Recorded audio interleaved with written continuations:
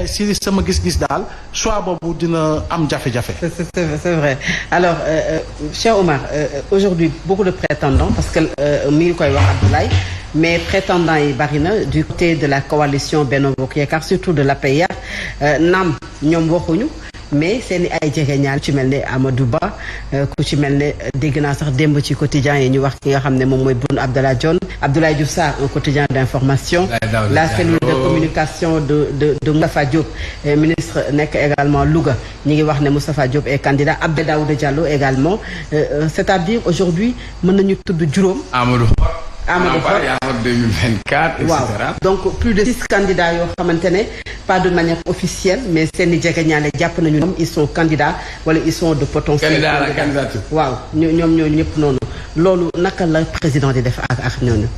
D'abord bi ma déggee kii ñu ne jox nañ ko carte blanche ça m'a fait sourire Abdoulaye.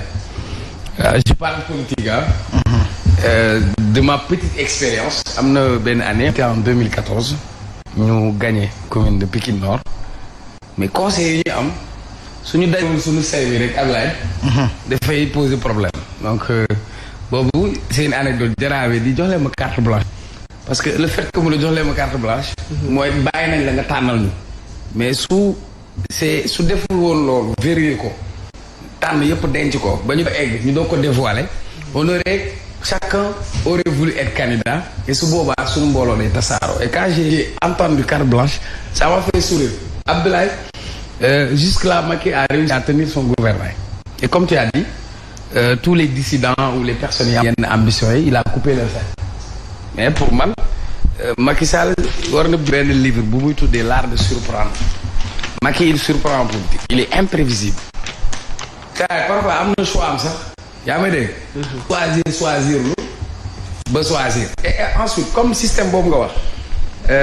congrès d'investiture ou primaire techniquement le temps ne le permet pas de faire ça parce que soo waroon def primaire tu vas commencer à partir de la base à partir de la commune ex-commune danaan man bëgg naa ñu def ci commune boobu tànn foofu après demaat au niveau départemental régional il n'a pas ce temps donc lii c'est une forme de dire que man maa leen retenir yéen ñëpp bu kenn laaj bàyyi leen man ma xool ci ñi bëgg ñëpp ma segg xool koo xamante méngoo na ak ci samay critères de choix yi mu xamal boppam moo xam ndax dafay wut koo xam ni moom day nekk président di ko woo mat wala day wut koo xamante ni dina pour la survie politique de son parti maintenant li ko dal ni yëpp aussi ci ay erreur politique am la yu am Wolof Njaay nee na ku iñaane sa ndono sa deewin ñaaw Senghor dafa préparé Abdou Dioufam yaa dégg Abdoulaye ca préfet ca gouverneur bi mu koy gën a defar sax bi mu ko joxee ministère du plan nga xam ni dafa nekk ministère bu transversal mu koy observer mettre ko à l'abri Abdou Diouf kenn falu ko de Senghor moo ñu tripatouiller suñu constitution article 35 roofal ñu fi Diouf Abdoulaye Wade n'a pas pu régler la question de son dauphinat et d'ailleurs soo gisee sa amoon Abdoulaye Wade dem ñu pousse ko pour mu dem troisième mandat élection et cetera mu nekk une tâche ci moom parce que question dauphinat amu ko. il se séparait souvent. Oui, du numéro 2. Idrissa Seck dañ na. Macky Sall dañ na Macky Sall dañ na après Souleymane Ndéné Ndiaye xam ne il était son directeur de cabinet ñu indi Souleymane Ndéné teg à un moment donné Abdoulaye Wade amatul bu gëstoo si ginnaaw mbër moo xamante mën na ko wallu wala kuy taxaw donc là il était obligé d'aller au front. Donc Macky aussi a commis la même erreur que Macky Sall. Considère que Macky jusqu'au dernier moment il voulait. Mais est-ce que du lii la xamoon également parce que juste après bi mu ne il se retire quand même ngay dégg bruit de couloir. Oui. Des candidats yu commencé déclarer. Non, il avait dit avant certainement noonu lay demee également. On peut lui donner raison sur cette hypothèse. Il avait dit auparavant. gars yi duñu liggéey ku nekk yaa ngi lijjanti sa bopp c'est schéma ça mën nañ ko reconnaître mais par contre c'est-à-dire su fekkoon ni teel na préparé kenn joxoñ ko yaa ngi dégg comme ni mu toll ci tànneef bi jox kooku les pouvoirs les moyens nécessaires la légitimité de plus en plus muy détaché wu mettre kooku un peu en avant comprendre nga ça aurait permis kooku am cette légitimité kooku mën a am dayo boobu mais tey Macky à un moment donné il a fait le vide autour de sa personne. Rappelez-vous. Il a supprimé le poste de Attends, où est Moustapha Cissé Lo? Ana Aliou Badara Cissé. c'est cofondateur. Après lan lañ mujj def Alioune Badara Cissé le ministère des Affaires étrangères médiateur de la République où il reçoit des lettres pour répondre avec carrière de Alioune Badara Cissé. Comprenez? Mbaye Ndiaye aussi. Mbaye Ndiaye et cetera. dire même à un moment donné Aly Ndiaye Macky wekk teg fële. Amadou Ba bi ñuy wax nii. waxuma la frigo mais moom congélateur lañ ko tegoon fële. Matar Cissé léegi saa képp koo xamante ni xaw nañ dégg ni xaw nga am ambition wala am nga nit wala yaa ngi kii ñu wekk donc finalement ñi mu wekk woon ñëpp ñi nangoo ranger déggal ko mu récupérer la. Aly Ngouille également sànq maa ngi cité boole. oui mais Aly Ngouille Ndiaye même bi ñu ko dindee. waxul deful daa dem dellu fële ci ay toolu ñambeem ñëwaat nañu indiwaat ko Amadou Ba bi ñu ko waxee dafa ne loyauté bi mu xam mooy boo jàppee doo bàyyi yëpp et cetera mais par contre erreur u Macky mooy à un moment donné il n'avait pas préparé cela. Donc ça va le coûter cher. Beneen bi Macky a intérêt de son parti. Est-ce que Macky va faire comme Abdou Diouf? Abdou Diouf parti socialiste bàyyi na mu doonam bu duggee Sénégal sax kenn du yëg francophonie lay lijji. Est-ce que Macky aujourd'hui politiquement ak li mu àndal génération yëpp mu àndal est-ce qu'il doit les lâcher? Wala est-ce que il a l'intention de tenir? Quand je l'entends dire que je reste au Sénégal, ça veut dire qu'il a un intérêt politique particulier. Maintenant, l'autre chose, les gens de l'APR, sur le plan politique, c'est-à-dire, ñoom déjà, yaa ngi wax électorat bi ni mu effrité woo. Est-ce qu'ils auront quelqu'un qui aura la dimension de Macky Sall en termes de mobilisation, en termes d'aura? ñoom suñu dof ba fàttewuñu seen intérêt particulier ou partisan ou je suis avec Lamine Gueye candidat la ku nekk ngeen am tant de candidats mu tànn kenn joxu ko consensus boobu amuñu ko. Ils vont disperser leurs forces et ils vont aller vers leur. Regardez par exemple le parti socialiste c'est vrai que sama Ablaye il est brave ñafe na faay na mais tey li gën a yool Ablaye Wade gagné Abdou Diouf lan la. Abdou Diouf ñëw na indi na Tanor Dieng pour imposer ko congrès sans débat il a trouvé des gens qui étaient là. yaa ngi Djibo Ka sort maa ngi nuyu sama maam Moussa Sow Podor nga dox tuuti Moustapha Niasse de son appel du 19 juin donc la sortie de Moustapha Niasse de Moustapha Niasse de Djibo Ka qui étaient des gens très représentatifs dans le régime socialiste ça a précipité la chute de Abdou Diouf donc est-ce que ce syndrome ne serait-il pas en train de guetter la coalition l'APR parce que si demain Macky choisit un tel et que les autres même suñu defee façade sax ne ñu nekk ñu candidat dinañ ko jàppale woon ci suuf sax am na ñoo xam dañ naan du ma ko def parce que kii ëpp ma mérite wala gënalu ma ko maintenant su fekkee ñoom il a dit survie politique la survie politique de Benno c'est de trouver quelqu'un consensuel où chacun limite ses ambitions pour que ñoom ñëpp qui se retrouvent mais sinon à défaut de ça ils vont se retrouver avec 2-3 candidats leur électorat va se diviser et en tout cas ils vont creuser leur propre ton. De l'opposition. Oui, Lamine. Les prétendants, c'est du côté de la PR. Ñoom la ñu déggagum. Du côté des alliés, amaana déggaguñu benn candidat pour le Parti socialiste. Candidat également pour ki nga xam ne kii nee na candidat la Serigne Mbaye Thiam. naa mun a candidat Serigne Mbaye Thiam waaw peut-être. am na fu mu gis bon parce que damay gis gars yi. analyser di waaw parce que jusqu'à présent waxaguñu AFP également LD même si Rewmi n'était pas dans Benno il était juste un allié de la mouvance présidentielle mais li ñu gis moom est-ce que aujourd'hui qui le président Macky Sall di choisir de diviser la coalition Benno Bokk Yaakaar pas seulement la PR mais la coalition maanaam alliés yi. mën a dem beru nekk samp sa ndënd.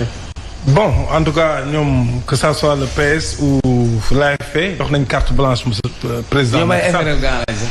Donc parce que président Macky Sall dalal na Moustapha Niasse dalal na Aminata Mbengue te ñaar ñooñu ñoo ëpp doole ci mouvance Benno Bokk Yaakaar. Bien que am na yenn parti mais comme jox nañ ko carte blanche je ne crois pas que peut-être que le candidat puisse sortir quand même de l'AFP ou du Parti socialiste. Parce que boo xoolee. Macky ne va pas choisir dans l'AFP ni dans. Non, je ne le sincèrement. Mais au sein de ces coalitions également mën na am effritement. Je ne le crois pas. Tu prends l'AFP, l'ex-ministre du commerce Alioune Sarr. Oui. Lui, il est candidat. Il est sorti très tôt pour être candidat. Cela veut dire que peut-être comment dirais-je, Moussa Niasse, l'AFP n'est pas peut-être préparé à avoir un candidat. L'AFP a déjà une dissidence. Déjà. Oui, c'est ça que je dis. Ouais, dama lay conforter quoi. L'AFP a déjà une dissidence. Parce qu'il y a la candidature d'Alioune Sarr qui est officielle. Maintenant, en attendant de voir ndax Conseil constitutionnel, effectivement. Mais aujourd'hui, il a lancé CAP 2024, Alioune Sarr, que l'on connaît pratiquement comme l'ombre de Niass. C'est le numéro 2. Oui, mais sauf que sur le fait, lui-même pour être candidat, il a dû sortir du cadre de l'AFP. Effectivement. Donc c'est pas le candidat de l'AFP. Non, non, du tout. Voilà, c'est ça. Donc, mais oui, c'est ça. Non, on parle de candidat officiel de la structure. C'est-à-dire l'AFP. Parce que voilà, parce que c'est Moussa Niasse qui reste encore le patron de l'AFP. Donc c'est lui qui a rencontré le président Macky Sall. Aminata Mbengue Ndiaye jusqu'à preuve du contraire moom tamit mooy kilifa gi parti socialiste ñoom ñaar ñëpp rencontré leen mais ñoom ñaar ñëpp accepté nañ ko jox carte blanche dans son choix.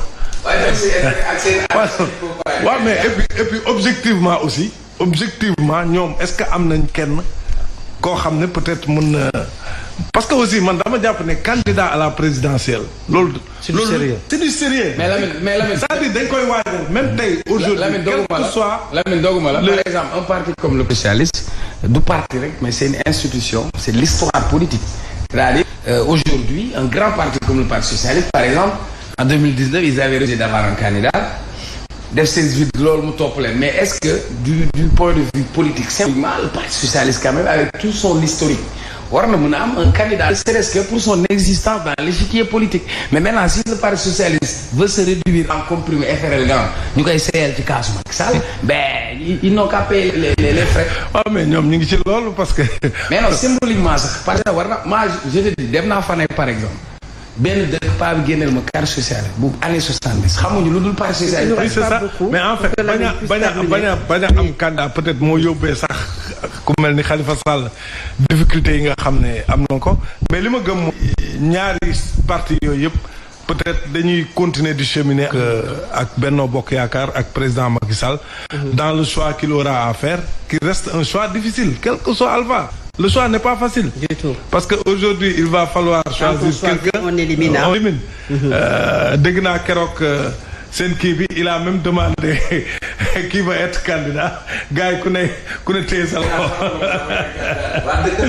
Est-ce que ku nekk téye sa loxo mais c'est sûr que au sein de l'APR. lu mu néew am na au moins 5 prétendants lu mu néew. Maintenant, est-ce que le président Macky Sall parce que peut-être avant le choix il fera forcément des consultations ñun li ñuy wax nii ñu ko gën a xam ñi ngeen fi tudd nii yëpp. il a déjà son candidat. voilà c'est-à-dire que ñi ngeen fi tudd nii yëpp. waaw mais le président Macky Sall a déjà son candidat.